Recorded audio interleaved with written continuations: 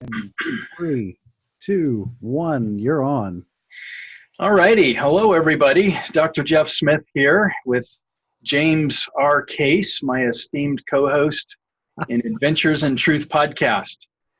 And I think I got the initials wrong there, but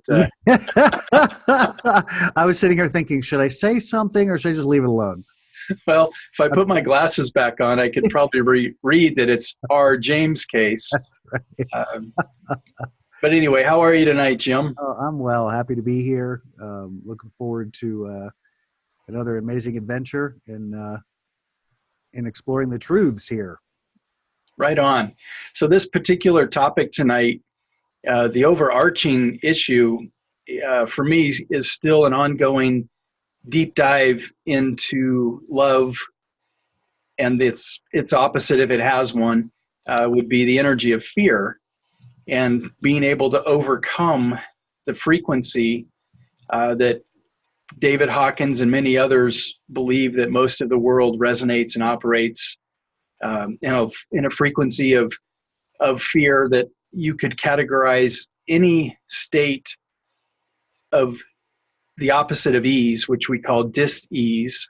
Any of those conditions, from the most basic to upset, to whatever that means, from mild irritation, frustration, bitterness, resentment, anger, hostility, rage, depression, anxiety, any state of mind that can also be felt in the body is really what we're talking about. And that if you're here on the planet, you're going to experience some of that at some point in your life. And for a lot of people on the planet, they're experiencing a lot of that for most of their life. And perhaps that's really the journey that we're all experiencing, is coming from a state where you show up as a baby and the very first thing that happens to you is you get whacked on the butt and you start crying. It's like, you've been here for less than a minute and all of a sudden you're crying. And then the rest of your life you're getting smacked around and you're crying, as kind of a metaphor. But the ability from going from a baby to a toddler to an adolescent into an adulthood is this thing that we call affect regulation and emotional stability, or emotional intelligence, and some kind of an awakening and a spiritual awareness to where we're able to overcome the fears that just permeate the planet at every level, from the news we watch to some of the music we listen to the TV shows. It's just anywhere and everywhere around us. Everybody listening to this knows somebody that has cancer, or somebody that knows somebody that has cancer. And we're all getting older, and we somehow think that getting older is a requirement to our hair changes color or falls out and our bones start to, there's just all this built-in belief system that primarily has its roots in fear. And we have emergency responders who are constantly exposed to car crashes and fires and just somewhat of the crises of modern day life. They get exposed to it all the time, and in their minds and their spouses and families' minds is like, is dad going to come home tonight? Is mom going to come home tonight if she's in the fire department or whatever? It's like the people in the emergency rooms, all these people who are exposed to bleeding and broken bones and injury and crashes and violence. And if you're not directly exposed to it, you'll hear about it in the news. So there's just so much of an exposure for all of us of being in a frequency that we're operating in a level of fear. And that's happening at a subconscious, unconscious level, mostly. Where it manifests into the conscious mind, that's when we reach for something to ease us, to put us back in a state of ease, away from the state of dis-ease. And we look to vacations to do that. We look to a massage to do that. We look to a retreat or a sanctuary, a bubble bath. There's a bunch of healthy ways to create a state of ease. And then if that isn't strong enough or doesn't work, we go straight to the bottle in all of its various forms. or we wind up in the most extreme cases in some kind of an intravenous drug use, or maybe even an abuse of a prescription kind sorts of drugs. But we have this belief that I'm in pain and I can't handle this, and truly not realizing that the pain is a manifestation of the fears that we have absorbed and that we believe that we're really like fear sponges. And over time, that fear physically, mentally, emotionally manifests itself in our bodies at the physical level that we call pain. So you have any thoughts about just the kind of the layout of, we've talked a little bit about this before, Jim, and I thought it would be a good place just to start our podcast tonight as a way of hitting a reset or an alternative to all the amazing things that some people do. Like they practice yoga, they have a meditation time, they try to eat right, they try to be healthy and hang out with happy, friendly minded people. I don't think the majority of the planet's doing that, but even those people that are really trying that, still their hair falls out, they get old, they get disease. And we all seem to buy into it at some level that one must suffer in order to be part of the human family. And I know it kind of went all over the place in that introduction, but a little feedback would be great here so I can kind of reorganize my thoughts. Well, I think the thing that I wrote down, and the one thing that I wrote down is fear saturation. That might be a good term to coin, because that is at least in everything we've talked about in my experience, the things that I've written about all talk about that fear saturation, that inundation of continual stimulation of the fight or flight mechanism on a daily, hourly, minutely basis, that's all driven from outside influences. So it's kind of interesting to me as you're talking about this, and probably for another topic, but the idea that we're so saturated by the fear mechanism almost makes me believe that that there's a part of that that's actually very deliberate, because it manages and controls the human experience. That's the purpose. That's the intent, is that if we can keep people managed, and fear is the great manager, because there's so many things to be afraid of and that can be easily triggered to be made afraid of. The number one being death. From the minute you're born, it's the thing that you're trained to fear the most. And everything dovetails off of that fear. In some form or another, it keeps kind of piling on.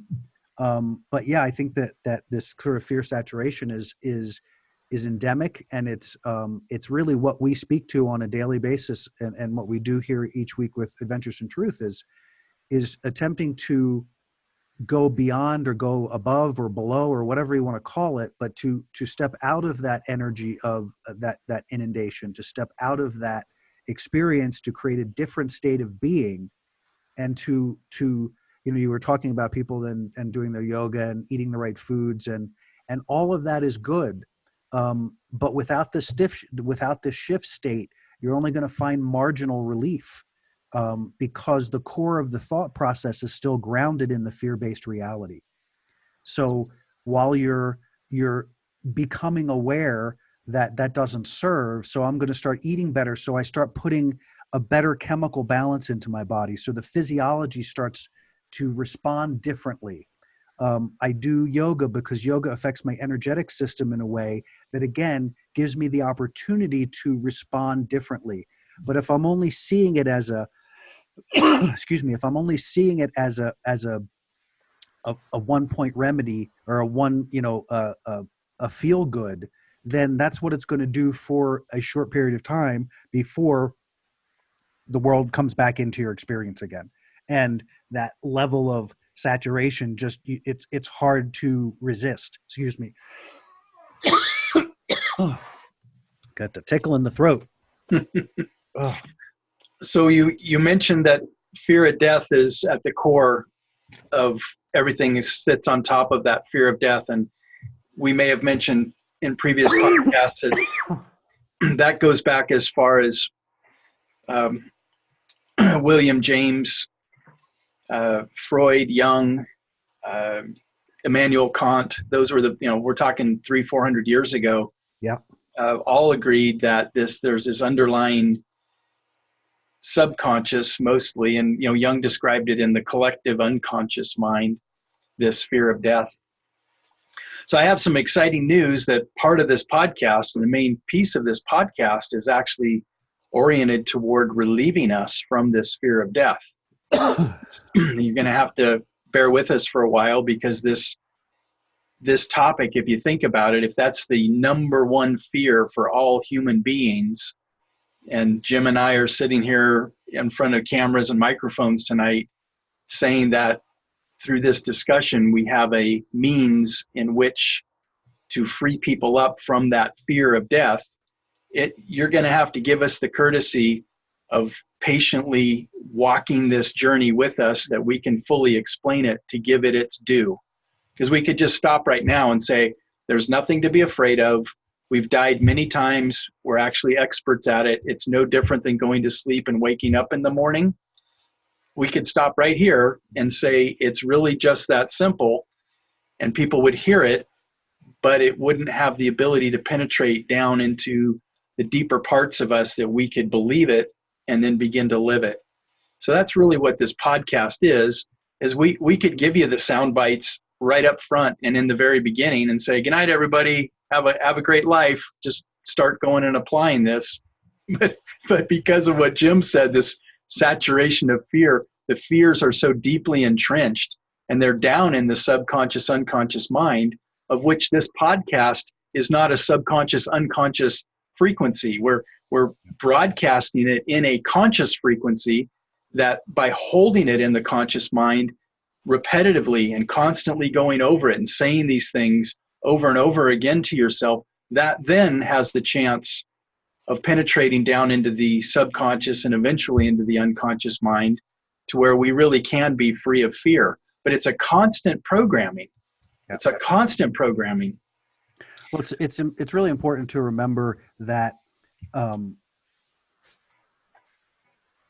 in the scheme, and important to remember that there is a structure to the physical reality in which we live.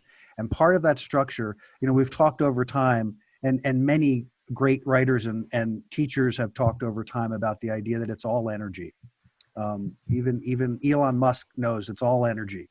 Everything is energy.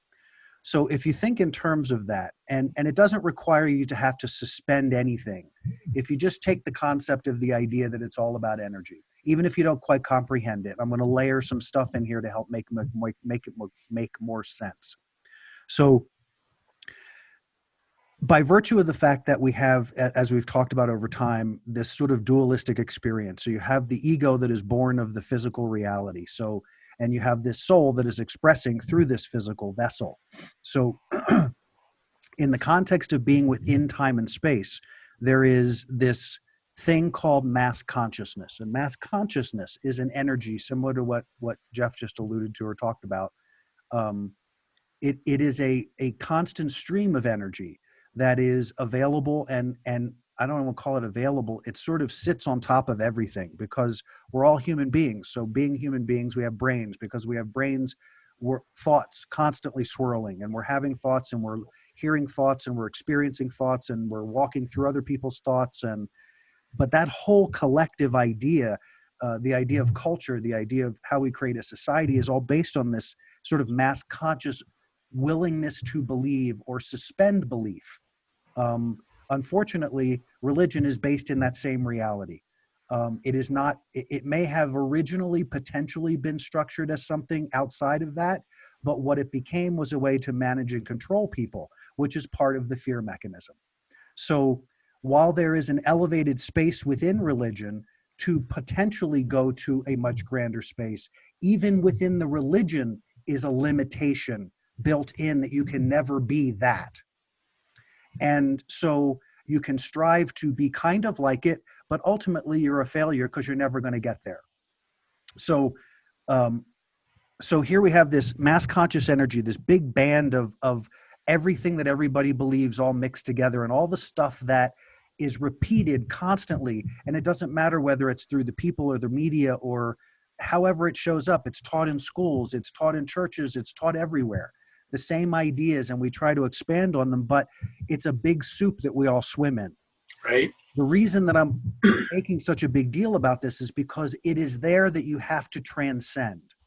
So how do you do that? How do you transcend from, if you're, and this mass consciousness also has levels within it. So the further down, as Jeff alluded to or talked about, the more you're immersed in that, whether it be through addiction or through self-abuse or abuse of others, you're in a lower frequency, you're in a much lower vibration, and the impact of that fear is much deeper and much more saturated into your experience. But as you break free, the whole process of the 12 steps, and the idea is that you can walk this ladder to move up the scale of lightening the burden of this mass consciousness by seeking a power greater than yourself. The problem with some of those thought processes is that it never equates you to that power. It equates that power as still something separate from you. Right. And that, again, is a disconnect because it's not serving the process of shifting state. It's helping you migrate through the level of the mass consciousness so that you can get to a degree less encumbered, but it doesn't free you of that energy. It doesn't free your vibration or your core from that mass experience. So it's important to, if you're doing the yoga is amazing, but you got to make sure that you're doing the yoga from the shift state place, not the physical state place. Right. And so I don't want to take this too far because I just wanted to create that sort of foundation for understanding where we're coming from. Everything is energy. So what I want to be able to do is say this is say there's a stretch of a band, we're going to call it a mass consciousness, and each individual is in a different vibratory frequency. So say you're at a little bit higher frequency, so you're not in the addiction place, you're not in the abuse state, but there's still the negativity that lives in your experience, most of the time. You still got to find a way to propel yourself out of that band into the higher frequencies, into the love band, into the joy band, into those places that are very real. And when you're in the mass conscious band and stuck there, much harder to believe exist. And that's really where I wanted to come back to tie with what you were saying, Jeff, is that the challenge is that where we're about to, the things that we're talking about is the fear still controls our ability to believe there's something more, which is pretty remarkable. Yes. As we all know, some people who are really fanatical about health and wellness, they're really fussy is the word that's coming to mind, but let's say they're very fussy about the water they drink, the mega vegan diet, absolutely no animals. Like they don't even want an animal to look at their food. I know it sounds like I'm being facetious right now, but I've met people like that. Yeah. That they go to such great lengths to protect themselves from EMFs, to not have a TV anywhere in their home, just so fanatical about making sure that they're meditating so many minutes a day, that they're getting their exercise in. And yet they still have some form of disease or ailment, or they're getting older and it's showing up in their body. And it fascinates me that if the whole world had access to a 100% plant-based diet and we were completely GMO and toxin free, and we could have the perfect environments to live in, there would still be illness, injury, sickness, and disease because fear would still exist. And all of those sickness, illness, injury, and disease are simply manifestations. They're a physical manifestation of belief systems in the negative that we would call fear-based. So that's why I know so many doctors that they even have their own supplement line. They really go to the nth degree to make sure everything is just so, but yet their hair is falling out. They're getting older. They've got arthritis in their hands. And all of these conditions are from belief systems that they have, that many, many, many books have been written. And there's so much ancient wisdom that say that these ailments that we manifest in our body are the wisdom of the body trying to direct our attention back to the fear. So if we only try to treat it at the physical, it's just going to shift. You can even have it cut out. You can go get a tumor cut out by a skilled physician, or you can have the best chiropractor who's able to adjust you and manipulate muscles and give you temporary relief. But next week, you're back there again, because you haven't changed the belief systems that created the state of dis-ease in the body that is showing up as pain. So this all seems so clear to me. And it actually, I don't think is very complicated to comprehend it, that pain is simply a physical manifestation of fear. And if we try to address it at the physical level, you might get some temporary relief from that. But until you take it back into the metaphysical and realize where the physical manifestation came from, you're just going to be on a wild goose chase. You'll be up this type of yoga went away, and now I'm into this type of yoga. And now it's really important what color yoga pants I wear. and it has to be on a wooden floor, and it can't be next to a power line. And it's just, that's all physical. And maybe there's some truth to each of those things about less than optimal or less than desirable conditions. But honestly, it isn't the conditions that created it. It's the belief systems that we hold about all those things. It's such a great point, because it's something that I have trouble with in the world, honestly. As I move through the world, we live in a world that has a lot of stuff, a lot of opportunities, possibilities, technology, just a lot of stuff. And we've learned a lot of things, even over the course of the time that I've been on the planet, things that we would never, what was a GMO? Who the hell knew what a GMO was in 1965 or 60? That's a car, isn't it? Yeah. And so even the things that are supposed to be helpful are used as tools of fear. And that to me says it's not helpful. I don't care what it is. I really struggle. You were talking about the people out there who doing the whole on vegan thing and don't even let an animal look at my food, and on that goes. It's funny, but it's true.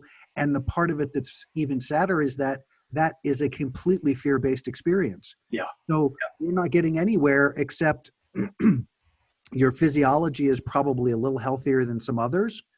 But the fear is making that obsolete. It's making it's only giving you a breather. I mean, maybe that's not even a fair way to say it, because you got to be able to be in the world, be in the world, but not of it. So we're here, we're humans. We are 7.5 billion of us, all of us having a human experience. And why would we be in a place that we couldn't avail ourselves? We can avail ourselves of choices. That's phenomenal. If not eating meat is a choice that satisfies you, then it's the best possible choice. But if you're not eating meat because it's the spiritual thing to do, you're wasting your energy. And okay, so you may not be getting meat protein, but you're doing nothing else. It truly is accomplishing nothing else. Well, you've created a religion. Yeah, I mean, and so how long can you sustain your feeling of better? How long can you sustain the feeling of feeling better when what you're doing is not doing anything? So, it's really that whole placebo thing. It's like, if I think it, then that's what it must be. Well, if it isn't taking you to that place of satisfaction, if it isn't taking you to that shifted state, to that new experience of the connection and the love, then you're not getting where you need to be. And that's what our purpose here is how can we assist people to get to that place? How do we help you navigate out of this fear soup? And I hope that what we do each week is helping navigate out of that fear soup. But today we wanted to take it in a much more direct path, because there are ways and options of creating that shift in state that can help propel us significantly into a new experience. Right, right. Well, one of the observations that's kind of been running in the back of my mind for the last 25 years is, because my focus as a behavioral scientist has been on human behavior and its relationship with physical health and wellness. There does appear to be a correlation there. I don't know that it's a provable correlation, but it seems to be one that most people observe and would say that A plus B usually equals C. There's always exceptions to that. But it's been a fascination of mine that I've only recently come to the awareness of. If the whole planet lived in nature, perhaps like it once did, fear still existed in that setting as well. And they had some pretty strange belief systems, to the point where they were willing to sacrifice themselves. They were willing to, yeah, been to Peru. I put my hand on the rocks that were used for human sacrifice. And that's one of the prettiest places on the planet I've ever been.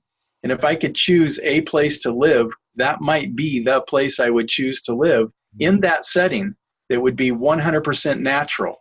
So isn't it interesting that a place that seems so perfect still led to what appeared to me to be, and it sounds like I'm judging it right now, pretty silly practices about thinking that if I whack Aunt Sally, the gods are going to be happy and give us some more rain.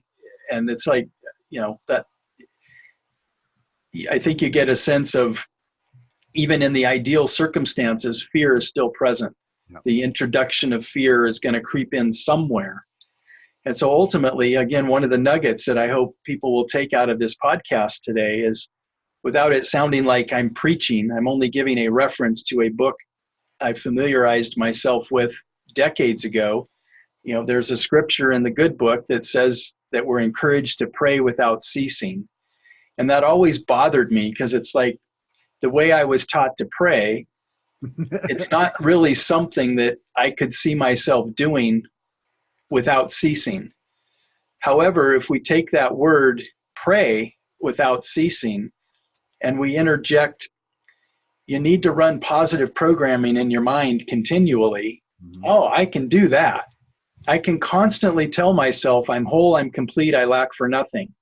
I can constantly tell myself, like Abraham Hicks said, everything is always working out for me. I can tell myself things like David Hawkins said, that illness, and I'm not subject to illness, injury, and disease. I can say that I am fearfully and wonderfully made. Let's drop the fear part, because that's what we're trying to get away from. But it's like I'm created in a state of awe. I'm on this planet having this human experience, and there really is nothing to be afraid of.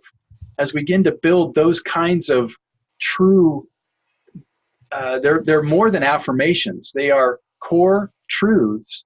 And if you could stay focused on those and just loop it through your mind all the time, to me, now that's an example of praying without ceasing, which is going to keep you out of fear. Yeah, and let me add to a layer to that, because as you're talking, what I'm hearing, about training the mind, laying down new tracks in the mind.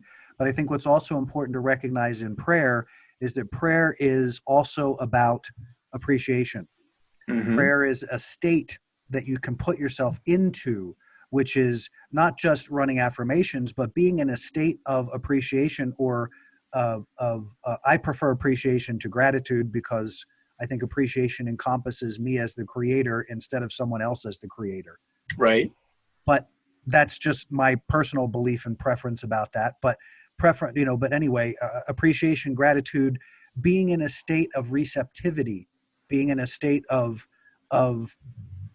when I think of prayer, I think of sort of this openness. I think of this vessel that's expressing all of that and wanting to touch base with the greatest part of myself or the greatest part of us or whatever, however it is you look at it. But remembering that it's a state within itself. It's not another activity like yoga or, and yoga is another activity, but you can create a state within yoga that allows you to go there in the same capacity, which can actually literally, if you use the proper expression in yoga, put you in prayer. So it's prayer, meditation, they're all good words, and it's all, but it is an encompassing experience. Right. So yes, I like that version of prayer that you're referring to. But when a book like the Bible makes a statement like pray without ceasing, the definition of prayer really needs to be better defined rather than just pushing one word out there, making the assumption that everybody knows what that means. For example, when somebody says, I'm aware of what's going on in your life, and hey, Jim, I'll be praying for you, that usually implies there's some kind of problem going on in your life, and you needed a little extra juju coming from the big guy up in the sky that's going to, smile and have mercy on you and grant you an easier path through what you're going through, even though the easier path is probably only going to make you have to go through it again because it's the harder path that actually teaches us the lesson. Mm-hmm. So there's a lot of misconception about what prayer is. Well, and that's why here, let me break out the definition. Okay. So, and interestingly enough, well, we'll deal with that afterwards. So prayer, this definition says a prayer is an invocation or act that seeks to activate a rapport with an object of worship through deliberate communication. In the narrow sense, the term refers to an act of supplication or intercession directed towards a deity or deified ancestor. Another definition, a solemn request for help or expression of thanks addressed to God or an object of worship. Right. So, interestingly enough, there are not any definitions that don't include religion of some sort. So here, an address to God or a God in word or thought said, a prayer for the success of a voyage, a set of words used in prayer, an earnest request or wish, a devout petition to God or an object of worship, spiritual communion with God or an object of worship. Yeah, so all the same, similar, all similar. Well, I like the idea of the supplication, which is a word that most people aren't familiar with, and that's just to dine with. It's where I think we get the word supper from. Oh yeah. And an invocation, again, these are mostly like words you would hear at church or some kind of a religious ceremony, but it's really about relationship. And a lot of it depends on who you're in relationship with, which really is well beyond the purpose of this podcast. Yeah. But nevertheless, if we go back to, the guy that wrote that scripture I was sharing, the encouragement for us to pray without ceasing was the Apostle Paul, wrote a big chunk of the Bible and, gave us a lot of good advice. But that one was always very confusing to me until I got a download that it really doesn't have to be confusing if you simply think of that as running positive programming in your life, which is about truth, and which is the whole purpose of our podcast, is trying to find ways to explore what's true, what's not true, and what works out best for us to live our lives in an energy that is demonstrating what love is. And, so we have to go back to define what love is. It's patient, it's kind, it hopes all things, believes all things, it's not puffed up, it doesn't seek its own, it never fails. Those are some really good descriptions of it's not selfish. That's the way I want to live my life. I want to be in maximum service to others and those about me, and and not practice fear, ultimately, is what I'm wanting to get away from. And I think, can I make just a quick point here? And that is recognizing that sometimes, when we do the podcast, we talk a lot about, being in quiet space and going into meditation. I know for me over time, I've had to find different words to describe or to in some way clarify steps for myself, distancing myself from the religious structure. So I found over time that I had a difficulty using word prayer because immediately it sets up a dynamic in my brain that I'm beseeching some power outside of myself to make me better. Right. Or to get me what I need or get me. And so in order to shift from that,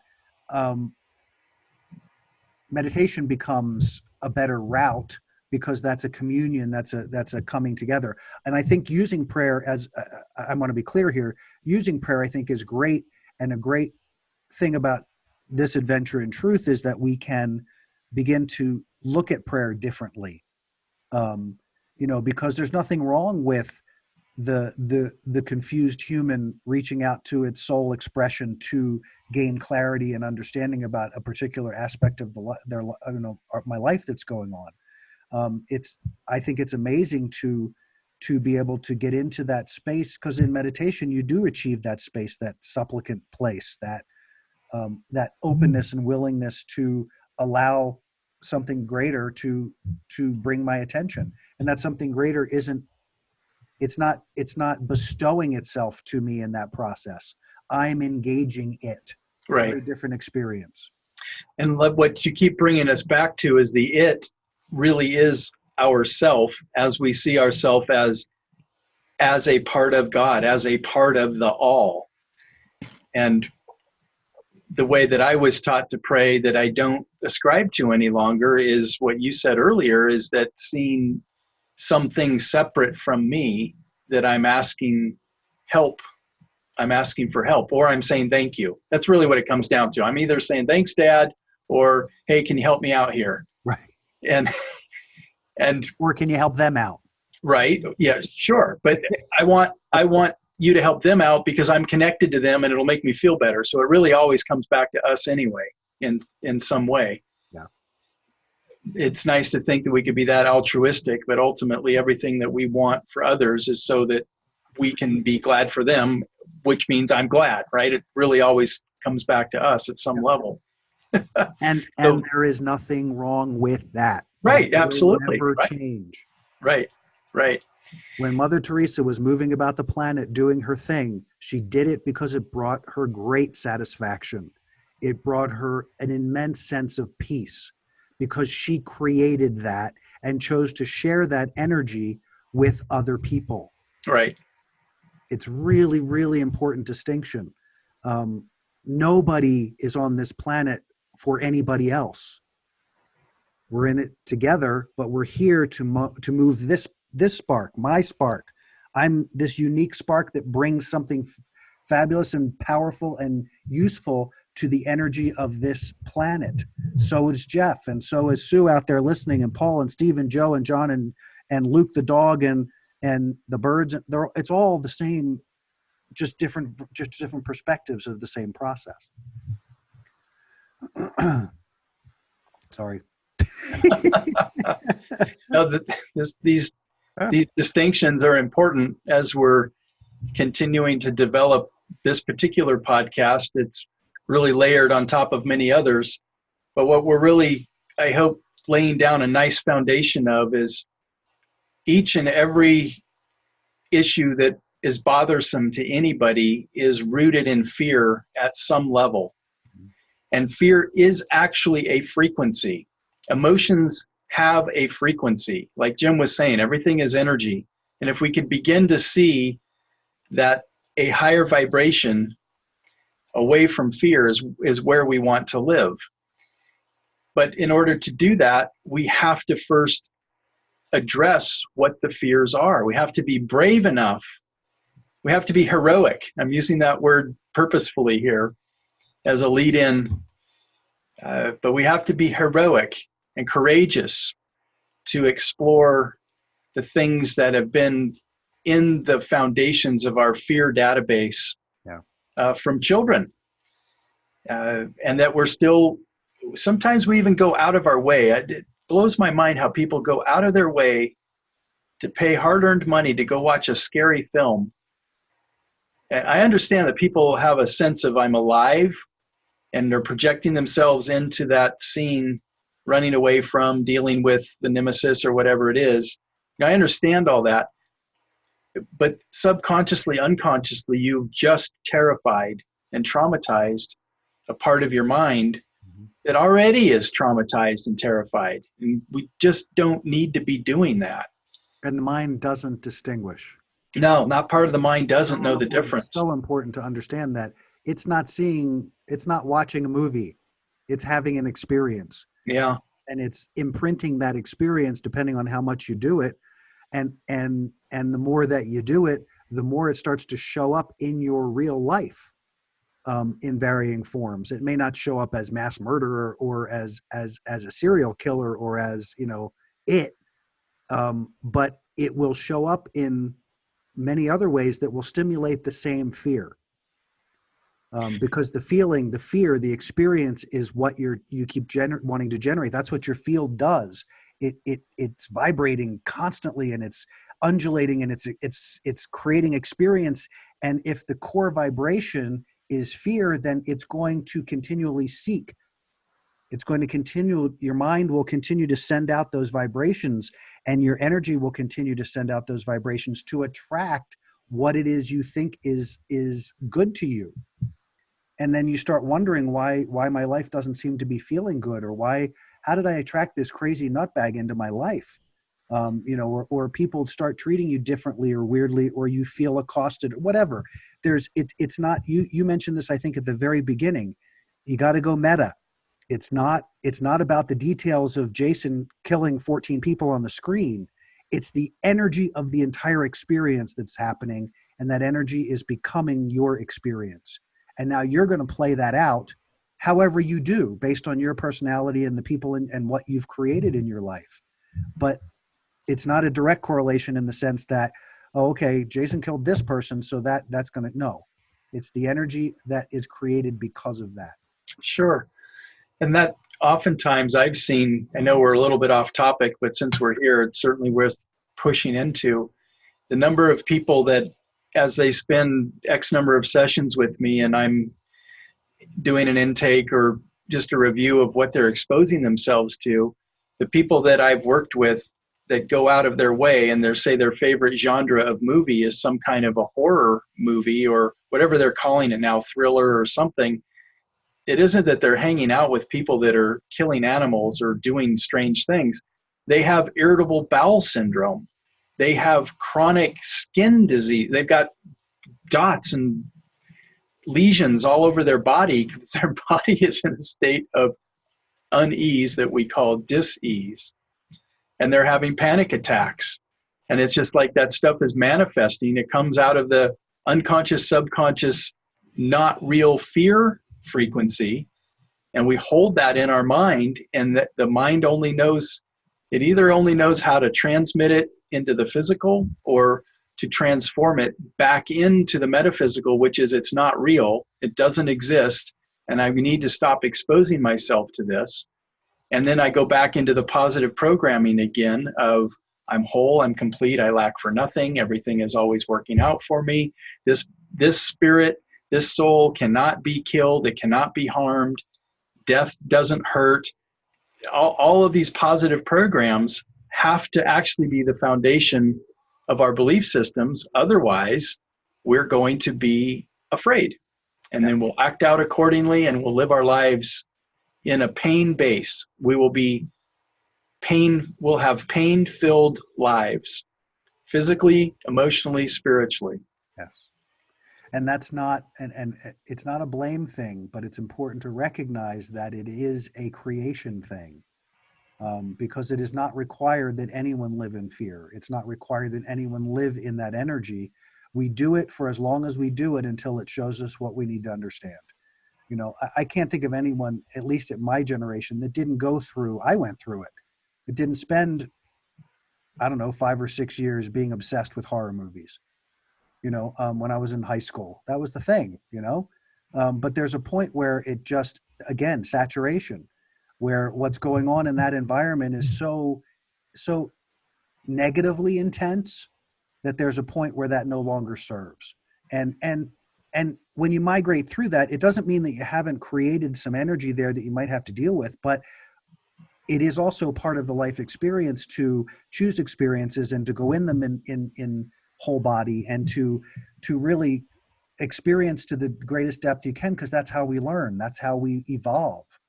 We don't do that by having thoughts. We do that by having experiences, and then the thoughts generate momentum to keep us moving, toward whatever it is we're feeling about. So I just want to be clear that we're never coming from a place on this platform with this podcast that any choice is a bad choice. Any choice is just a choice. The ramifications of that choice are good or bad depending on how you exercise it, how you see it, and how it affects your experience and how it affects the experience of the people around you.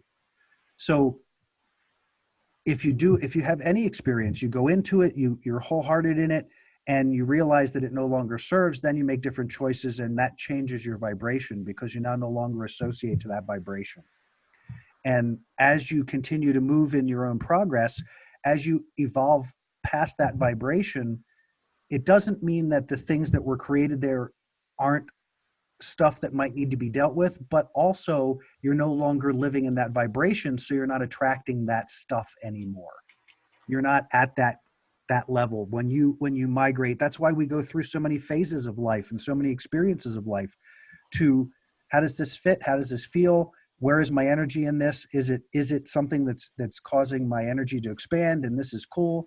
And then you outgrow it because the vibration no longer serves. So then you move on to something else. Right. So. Intuitively, Jim, our internal compass, our internal wisdom knows that Western medicine and psychiatry, by and large, are not the solution. So person A lives a life of being unhealthy, and being unhealthy is simply a way to avoid some level of pain. If I'm eating more than is good for me, I am offsetting the lack of serotonin that my body no longer makes because I'm sad, I'm afraid, but I'm in pain. So when I'm eating more than is necessary for my body to function, I add weight. And over time, that weight puts stress on my heart. It fills up my arteries with cholesterol. And 3 decades later, my doctor says, you need a bypass. You need something physical to take care of this physical problem. And we go, oh my gosh, okay, well, I want to live, so I'll do that.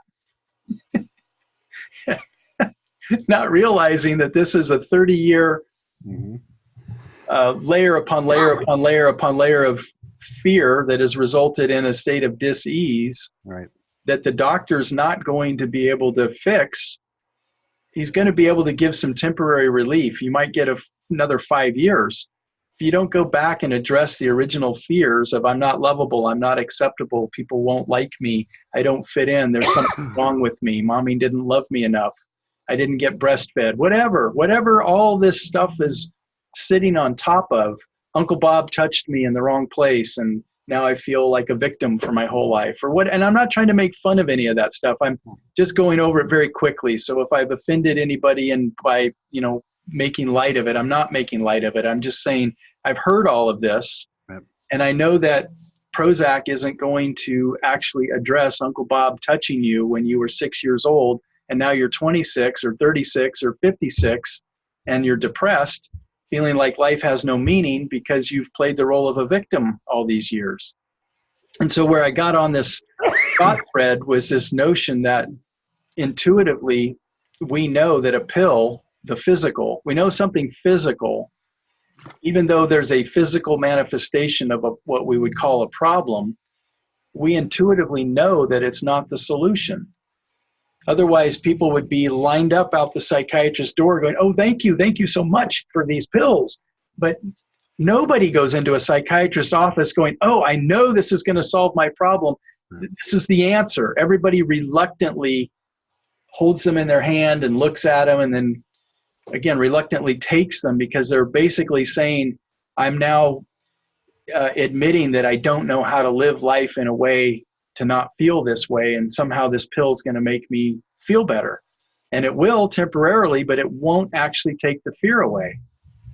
I would I tell my clients, one of the things that that I think helps in understanding the change, when you're changing vibration or you're trying to expand consciousness or you're looking to break old habits, whatever the case is, you know, it doesn't have to be some elevated thing. But what I would always tell people is that when you do your daily practice, you're establishing a vibrational foundation.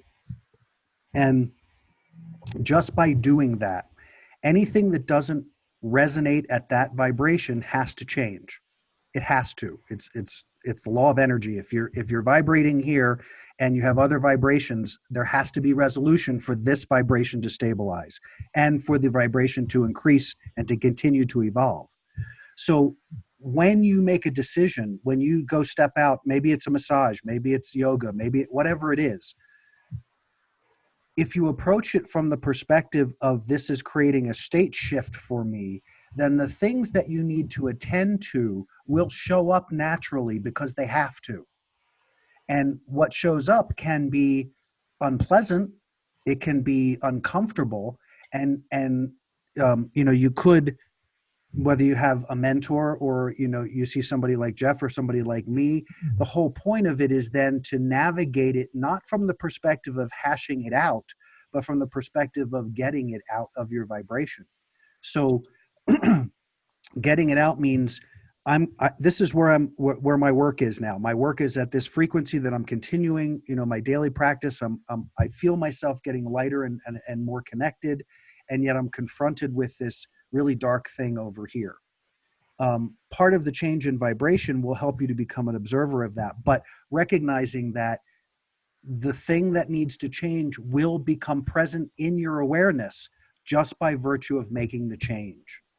Now, how you handle that is a whole different animal, because some run from it and eat, and some run from it and smoke, some run from it and drink, and some stand up and go, yeah, I don't want this vibration anymore. And I'm using vibration as the word, but I don't want this problem. I don't want this issue. I don't want this history anymore.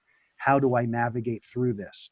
And hopefully you find someone who does establish their vibration above that mass consciousness so that they can guide you through, or at least are in a place that's further along than you are to help you guide through that forest of stuff. Right. Because that's really what it's about then is it isn't, you know, I mean, there's lots of valuable tools and resources and therapies and things that you can do, but recognizing that it's, once you establish the shift to shift the vibration, it's going to show up naturally. Now, what do you do? Where do you go from here? So to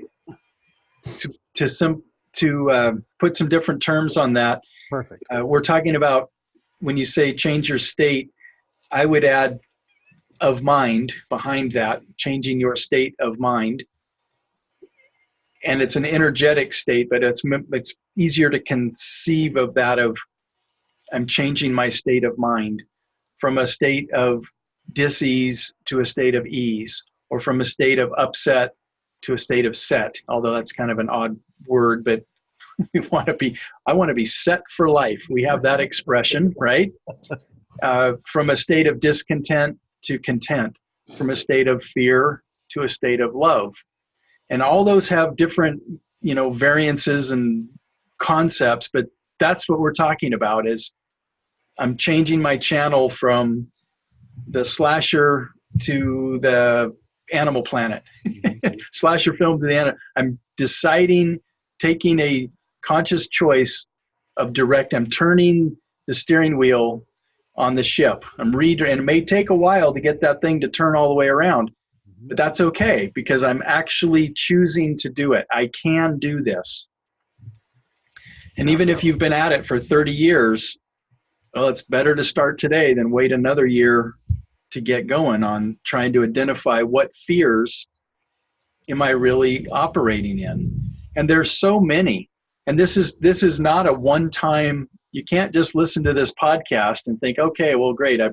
I've listened to Dr. Smith, and he said, don't be afraid of anything, and you don't have to be afraid of death, and there's nothing wrong with me, really. Okay, got it. Well, this is an ongoing, everyday thing that you have to do. And here's why. Because just in the last week, we've still got the impeachment thing going on. We now have the possibility of a war going on. Somebody shot an airplane down recently, and what's that going to do to the stock market? And there's just all these things. And we've got climate change we're still dealing with. Who's going to get elected next year? Yeah, Australia's burning down.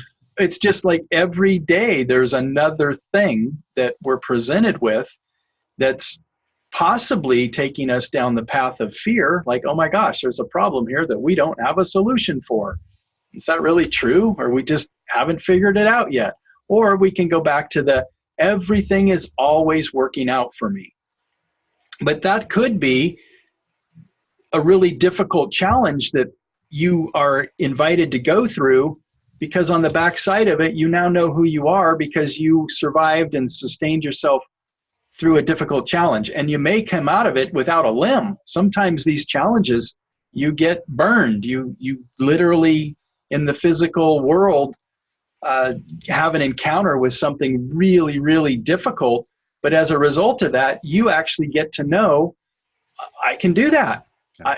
The people that I admire the most are really the ones who have been through the most, the ones who somehow dodge it and slip under or run away from it or whatever, and they're unscathed. It's like, we call them rats, we call them cockroaches, right?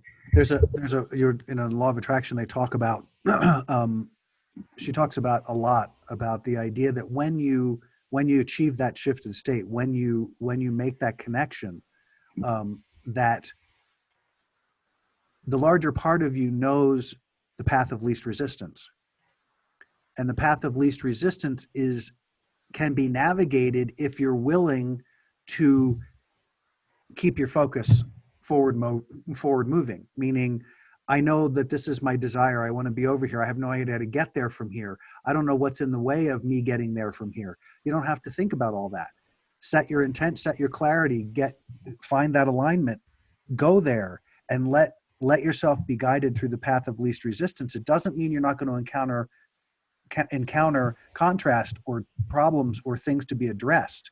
But if you recognize that because of that connection, I'm on the path of least resistance, so now I just have to stay there and navigate through, like you were talking about, people who go through a lot, who seem to be able to get through it and come out much greater and much better because they've allowed themselves to be navigated through that path of least resistance and not consumed by it, not consumed by every boulder you have to go around and every tree you have to climb or whatever it is you got to do. It's just a step. It's not a thing. It's just I don't know if that made sense. Well, we're all here on different paths, yet we do have some things in common that most of us, I believe, want to get to a place where we can live in a state of ease mentally. And that doesn't mean I want to be served caviar and have people, wave palm branches over me to fan me. That's not my definition of ease. Yeah. I want to be able to take on difficult challenges and create sustainable lifestyles and be a disruptor of old systems that are selfish based and ego driven. I like being a change agent of those things, which requires a lot of bravery to step into that space. But if I do that knowing that everything is always working out for me and that I was put on this planet to do those sorts of things, I can do those difficult things in a state of ease, yes, in a state of confidence, in a state of bravery. Non-resistance. Yeah, and be willing to just stand there in the face of what could be danger or the face of adversity or trolls or haters or whatever you want to call them. And those are just reminders of are you really serious about doing this work? You know, we will have people come up as adversaries and a nemesis or enemies, and those aren't really, that's not what they are. Those are just people that love us enough in an interesting way to let us know, or, you know, make us ask ourselves, are we really serious about practicing this thing called love? Right. Is Reflection. if nobody ever slaps you in the face, you never get to learn how to forgive. If nobody's ever unkind to you, you never learn how to practice kindness in the face of unkindness. It's easy to be kind to somebody that's kind to you. Mm-hmm. So these things that we would say called problems or obstacles or challenges or hardships, they're not. These are the lessons we've signed up for that are right in front of us, with the mean teacher, with the mean coworker, with the mean whatever, as just a way of saying, you have what it takes to deal with this. Can you do this without losing your cool? Can you do this knowing that you're going to make it through and it's going to be okay? Even though the wind is blowing, even though everything looks like it's flying all out of control and there's chaos. Okay, keep going. Yep. Yeah, it's an interesting thing, you know, the keeping going and recognizing that the fear is, and this is what we keep talking about, is that underlying a lot of those responses is some level of it. So that whenever you're confronting anything, most of the time there's nothing to be afraid of. It's a thing. It's a thing in front of me that I have to deal with. So how do I deal with it? Well, if you introduce fear from the beginning, you're automatically putting yourself at a deficit, because you're not responding to the highest, you're responding to the lowest common denominator. So it's important to, you know, to really ask those questions and to be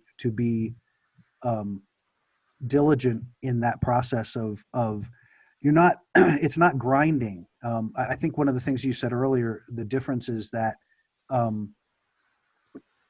it doesn't have to be, ease is about it not being hard, and life doesn't have to be hard. It can be challenging, it can be a lot of things, but it's hard when fear drives the experience, because it doesn't appear that there's a way for that to change. Right. Where getting to that ease place begins to create that space and opportunity where you start to think, okay, I don't have to stay there. I can be anywhere. Right. You know, it'd be interesting to if there was a study done of over the years of all of the various people who have come from those backgrounds that are apparently stuff you don't get out of, you know, whether there's somebody who made it big out of the slums, or, you know, somebody who achieved a lot from adversity earlier in their lives, to really have a dialogue and find out where when they stopped being afraid, because that's when their life changed completely. Right. And so it looks like they did a whole bunch of stuff that to them was like nothing, because they weren't being afraid of it. They were just approaching what was in front of them, and they said, oh, I'm going to do this now. Okay, now I have to do, okay, I'm going to deal with this now. And so it never became a fear thing. And so they never got hooked back and pulled back. But I'm sure there are just as many who did, who Right. were striving for that success, but let the fear overcome them, and it pulled them right back to where they were, or close to where they were. A few minutes ago, you said most of the time there's nothing to be afraid of.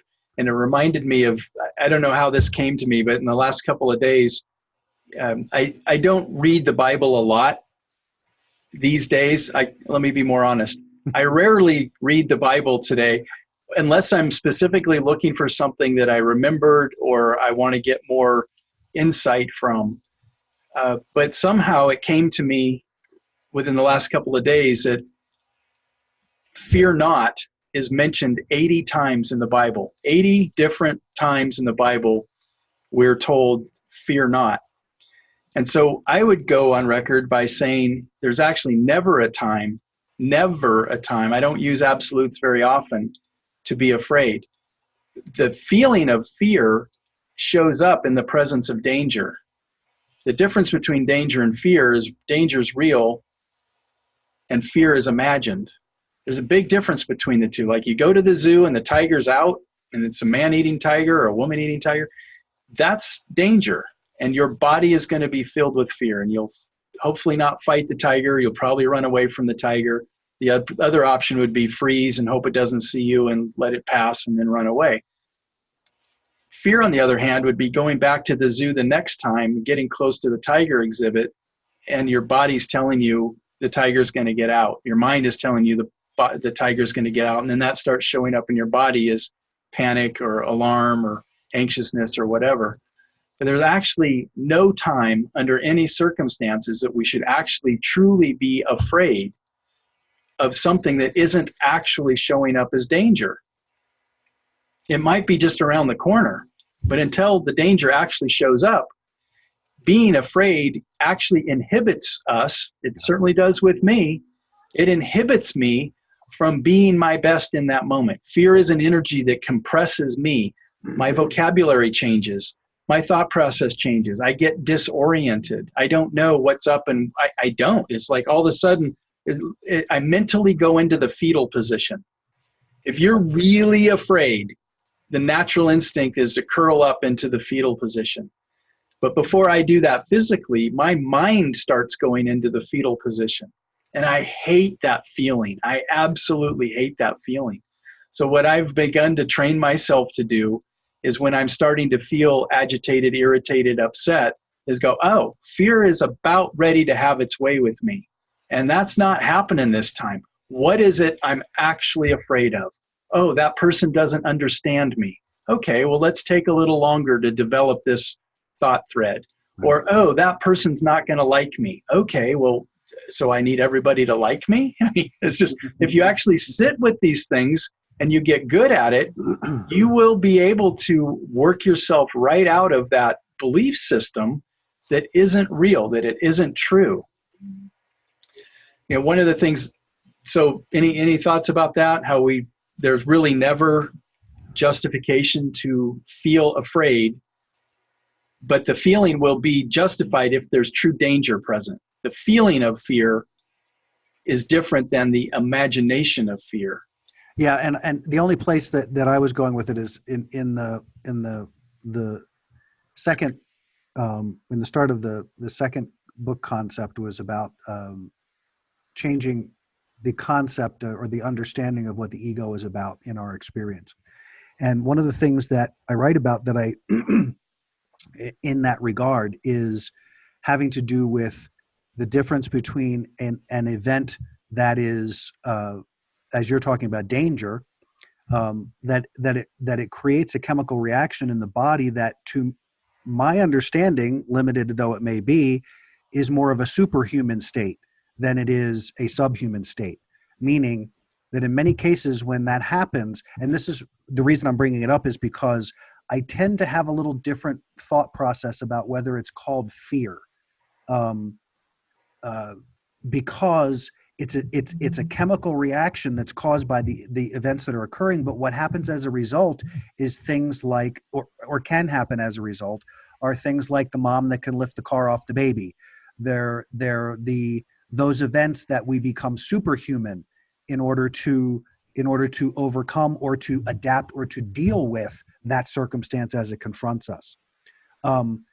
So the only thing I'm throwing in the mix is wondering is if, to your point, actually, fear is a choice, meaning there's danger. How do I respond to the danger? Well, my body's already going there. My body's going to do what it does naturally. It's going to release all of those chemicals that bring me to a state of awareness. And then once I'm in that state of awareness, am I going to be afraid or am I going to take action? It isn't that you can't have both. You're going to feel those feelings, but that's all of that chemical in your body that's like trying to get you to step. It's trying to get you to, what am I going to do next? Am I going to freeze? Am I going to, what's the most what's the word that I want? What's the most effective step I can take? Because I begin to wonder, is like even the survival instinct, is the survival instinct driven in fear? That almost doesn't make sense to me. Because when you're confronted at survival, whether it's freeze, fight, or flee, Somewhere there has to be information coming at you that gives you the answer to that question. Because in most cases, you're going to do the thing that creates survival, not creates death. So it could be different in any given circumstance. But if you introduce fear into that experience, you alter your ability to go there. Right. So alarm would be another word that might help us. So, but an alarm can be an accurate alarm, and also we have a concept of a false alarm. And so to me, fear is a false alarm. Danger has actually not manifested. Good. But I've been exposed to these variables or these conditions before, and what happened next was danger. So my mind is already going into a state of alarm prematurely, as if I won't know what to do, or I need the advanced notice so that I'll be able to fight, run away, or freeze even better than I did the first time. It's almost like the mind is trying to give us an advanced benefit of dealing with something because it was so awful the first time. And it's not necessary. I always hear people say, I could never do that again. Or, man, that would kill me if I had to do that again. And the reality is, well, if you paid attention when you went through it the first time, you now have more information of dealing with that event than you ever did before. And the fear of the unknown, that's really what it is. Fear is about the unknown. It's just a prognostication. It's predicting. It's a forecast.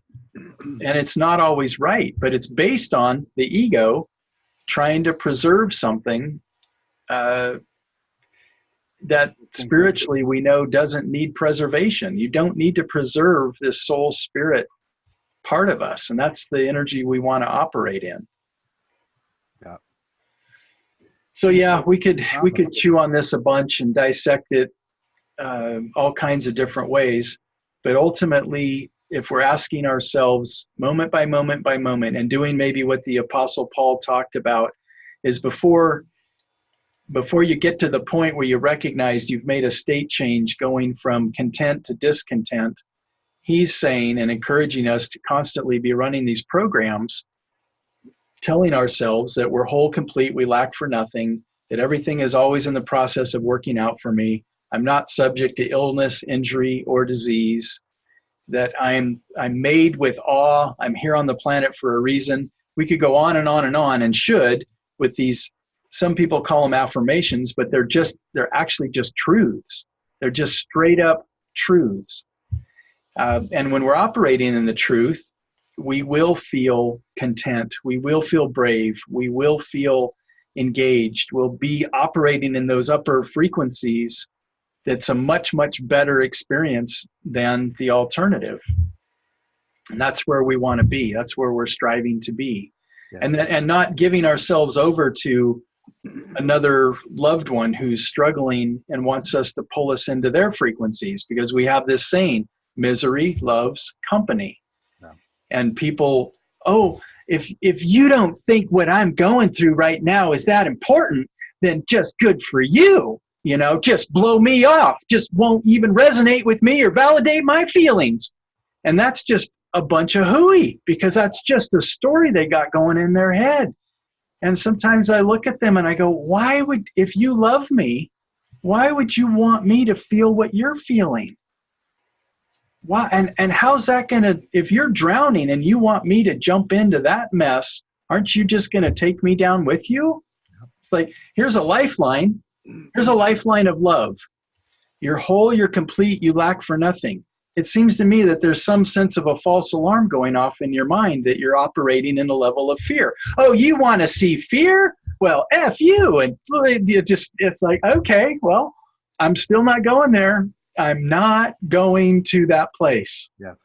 And it's okay if you don't understand me right now, or I don't understand you. It's okay if I actually feel disconnected from you right now. I don't have to have that sense of connection all the time to feel okay about myself. I don't need my boss to admire me. I don't need my teacher to admire me. I don't need my parents to admire me. I'm okay as I am. The universe will give me prompts to file off my rough edges, Yep. as we are encouraged to do. But really all that means is I'm giving up fear and I'm learning to walk in the energy of love more and more day by day. There was a study, you've heard me mention this before, Jim, where people were asked to capture their thoughts. This is a well-documented, repeated study many times over. So people were asked, people of various ages and various cultures, is a well-done study that it took all the variables into account. People were simply asked, write down all your thoughts for as long as you can tolerate it. There was no instruction given to think on positive things or think on negative things. It was just let your mind do what it does. It's on autopilot. Record it into a tape recorder, write them down any way that you can capture your thoughts, do it, and then submit them. So a panel of judges was created, and all these thoughts on paper in various ways came in, and the panel of judges put them in two piles, a positive thought pile and a negative thought pile. And then they did all the averaging of how many thoughts and how many people, and they came up with 70% of the thoughts were negative. That's an alarming number, that if you just let the world we live in, 70% of the time, if we just go with the flow, we're going to flow negative. And to me, that's again why maybe the Apostle Paul said, if we don't pray without ceasing, you're going to be sad, frowny face 70% of the time for no reason.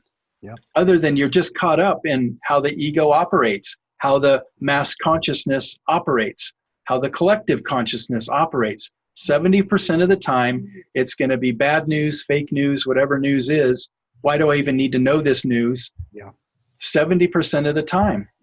And that's going to be some level of fear. Whether it's a lot of fear or a little fear, it's still fear, and it's not going to feel good. Mm-hmm. It's going to be the foundation. It's a great place to, I think, to bring us home. Just, that's amazing food for thought, and amazing to me motivation. That if we know that if we do nothing, 70% of the time we're hanging out in a negative field. So anything you do to improve that improves your circumstance. So even if you don't understand the idea of it's all energy and it's all vibration, if you understand math, it's pretty straightforward. If you do nothing 70% of the time, you will be unhappy. So what can you do every minute of every day, or as often as you think about it, to create a change in that percentage? Yes. I think it's the same with consciousness. It's all the same. It's all same. The further you migrate up through the mass consciousness, the less dense it becomes, and you begin to have different types of quality thought. You begin to have less of that 70%, because you're not your brain, your receptor isn't dialed into that density. It's dialed into lightness. It's dialed into, and when I say lightness, I mean less dense energy, meaning the all of that negativity is very dense, very heavy energy that sort of sits on the planet, and as you migrate your consciousness, it gets better and better. And when you have those peak experiences where you bust through, those are the things you strive for, and then create a foundation at that level, so that now your percentage point goes way down.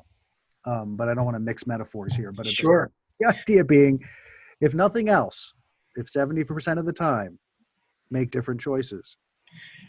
That also means that 70% of the people around you, 70% of the time, are going to be in the 70% negative thinking. So even if you're in the positive thinking, if you don't stay there purposefully, you will drift over to the dark side. It's just inevitable. It's the law of homeostasis. It's the law of supply and demand. It's just what happens to us. Yeah, the universe is a vacuum. Yeah. It's science. If there's a vacuum, it will be filled. And if your vibration is predominantly in the 70%, it will be filled. Yeah. Great discussion, Jim. Good work tonight. Yeah. Yeah. And I know we wanted to go to a little bit different place tonight, and we can still do that, but I think this lays a foundation that it's just a multiple journey. That's all. So Exactly. we got the good foundation laid first. That's right. Um, we hope you all got some value from this. I know we did. There's always amazing aha moments and extraordinary connecting of dots, even as the hosts that we get to experience on a weekly basis get to know. Absolutely. So we are so grateful for your being a part of our experience, and those of you out there that are listening. Uh, We're on all the major platforms. You can check out our website, www.adventuresandtruthpodcast.com, for our latest episodes. You can sign up on our YouTube page if you prefer to see us rather than just hear us. We're on all the major ones, Spotify and Apple and Deezer and other ones that I'm not thinking of, Podcast Addict. But we look forward to connecting with you. We are in the process of our own growth and development, which we're very excited about, and we'll be sharing more of that as we move forward. So thanks again for accompanying us on a most excellent adventure. And Jeff, thank you for bringing in a most excellent topic. You're very welcome. Until next time. Until next time, good night, everybody.